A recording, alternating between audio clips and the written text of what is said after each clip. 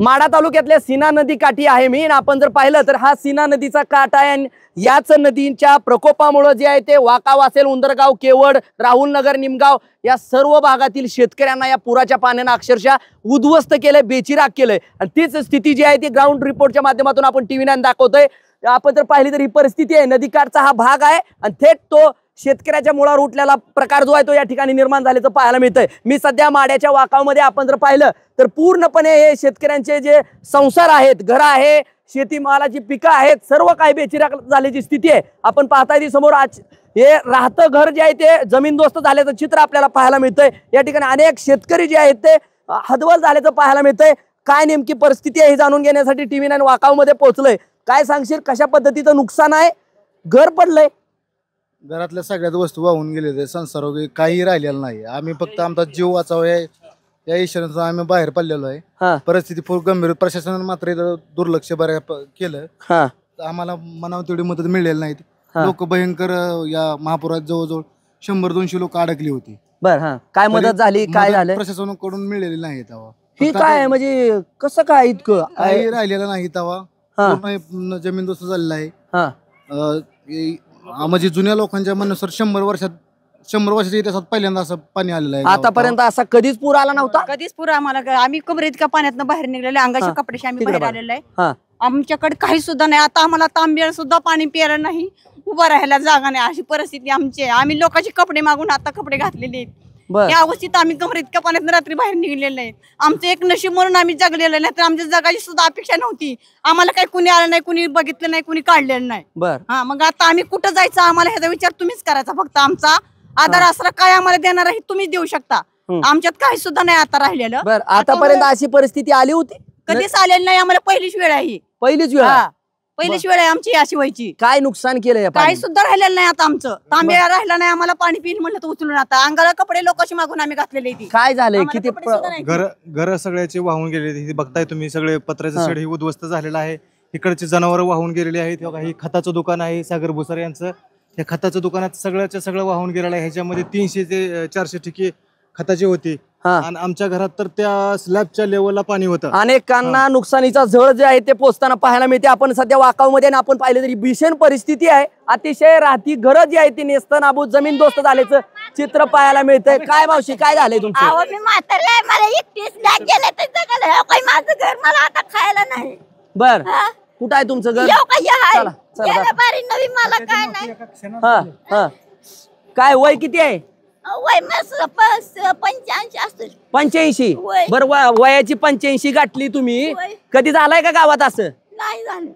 नाही, पहिल्यांदाच बघताय? पहिल्यांदाच आहे. बर, मला आता खायला नाही, एकटी करून खाते. पाक माझं गेले किंवा आता कशाला करायचं. होईल सगळी मदत वगैरे शासन देईल, प्रशासन येईल. काय आलतं का कोण आतापर्यंत? नाही, कोण आलं, कोण यायचं.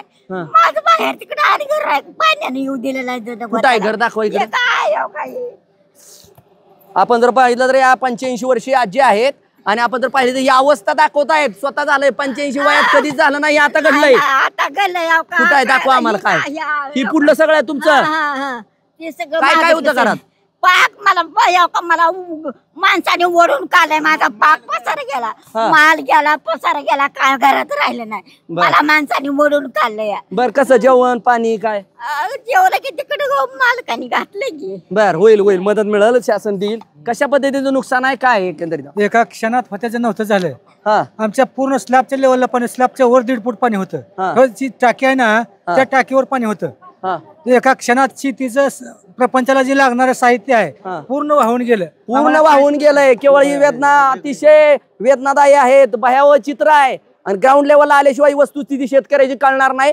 पंचनामे शासनानं, प्रशासनातल्या अधिकाऱ्यांना फक्त टेबलवर बसून करणं गरजेचं नाही, ग्राउंडला येणं. बर, काय मावशी? काय का आमचं सगळं वाहून गेलंय, आम्हाला काय सुद्धा राहिलं नाही.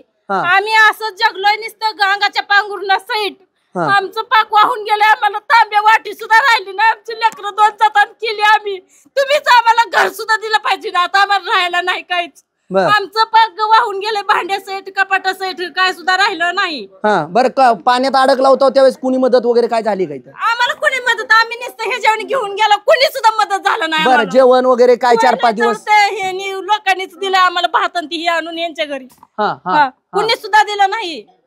मग आम्ही कसं करायचं? तुम्ही आम्हाला घरासाठी दिलं पाहिजे ना. आता मग शासन म्हणतंय ना मदत देऊ काय देऊ, काय आलंय का कोण आतापर्यंत? कोण सुद्धा अजून आलं नाही. पंचनामे करायला वगैरे काय कोणीच नाही अजून. पंचनामे करायला कोणी आले नाही. ही आपण पाहतो ही अवस्था पूर्णपणे घराची जी आहे ती पूर्णपणे प्रापंचिक वस्तू असतील, पूर्णपणे साहित्य जे आहे ते पूर्णपणे जे आहे ते आपल्याला जमीनदोस्त झाल्याचं पाहायला मिळतंय. या ठिकाणी व्यापाऱ्यांची देखील दुकानं असल्याचं पाहायला मिळतंय. काय याच्यात खतामध्ये नुकसान झालंय?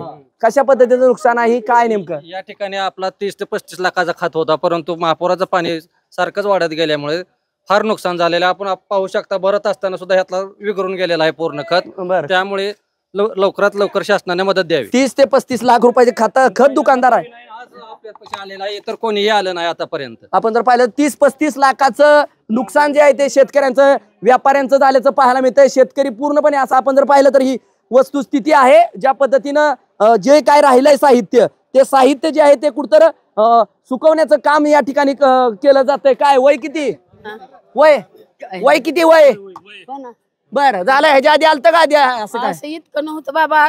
बरं कशी आहे काय नेमकी परिस्थिती? पूर्ण अवस्था इतकी बिकट झालेली आहे की हा संसार आहे तो माझ्या भावाचा आहे.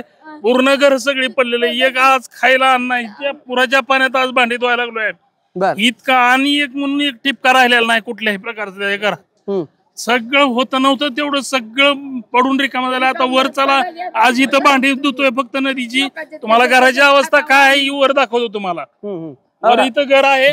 भयंकर अवस्था आहे. आपण जर पाहिलं तर अशी साहित्य आपल्याला वाकावमध्ये दिसतंय. सीना नदीकाठचा भाग आहे. नुकसानग्रस्त भागातल्या शेतकऱ्यांनी जे आहे तेव्हा ही अवस्था आहे बघा. पूर्णपणे जेवढं राहिलंय उरलंय. बरं उरलंय तेवढंच बाहेर काढलं काय? काय सुद्धा नाही. 5 दाणं नाही तर खायला राहिलं.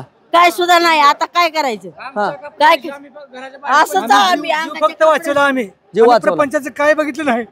होतं ते नव्हतं. एका क्षणात झालं आमचं. बरं आता कशी उभारी मिळवायची? कशी उभारी मिळवायची? शासनाने मदत करायची आम्हाला. मिळेल का? आता आधार शासनाने द्यायची गरज आहे. बर काय झालं ही माहित नाही. लांबच राहिलं ही गरज.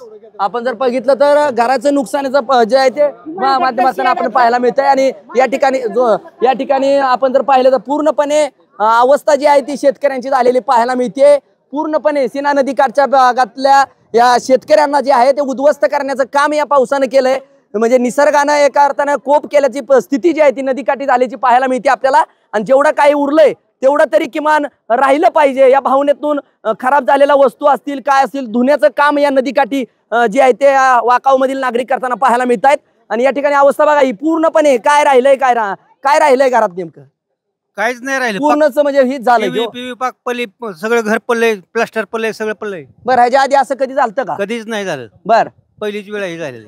आणि आपण जर पाहिलं तर ही अतिशय पहिल्यांदा झालेली घटना असल्याच्या पूर्णपणे घरं जे आहे ते उद्ध्वस्त झाले. आणि एकंदरीत चित्र जे आहे ते TV9च्या माध्यमातून आपण शासनासमोर ठेवतोय. एकंदरीत चित्र भयावह आहे. यातून शेतकऱ्यांना जे आहे ते उभारी मिळवण्याचं बळ देखील मिळणं तितकंच गरजेचं आहे. शासन प्रशासन आणि लोकप्रतिनिधींनी देखील आता निस्ते केवळ फॉर्स दौरे न करता फोटो सेशन पुरते दौरे न करता ग्राउंड लेवलला येऊन वस्तुस्थिती शेतकऱ्याच्या वेदना जाणून घेणं तितकंच गरजेचं आहे. ज्या पद्धतीने आपण जर पाहिलं तर एकीकडे निवडणुकांमध्ये दौऱ्यावर दौरे होतात. 2 दिवसाला 3 दिवसाला प्रचाराच्या सभा देखील होताना ग्रामीण भागामध्ये आपण पाहिल्या असतील लोकसभा विधानसभा निवडणुकीला. पण आता काय झालं का अशा परिस्थितीमध्ये प्रशासनात असतील किंवा लोकप्रतिनिधी असतील काय होऊ शकलं नाहीत.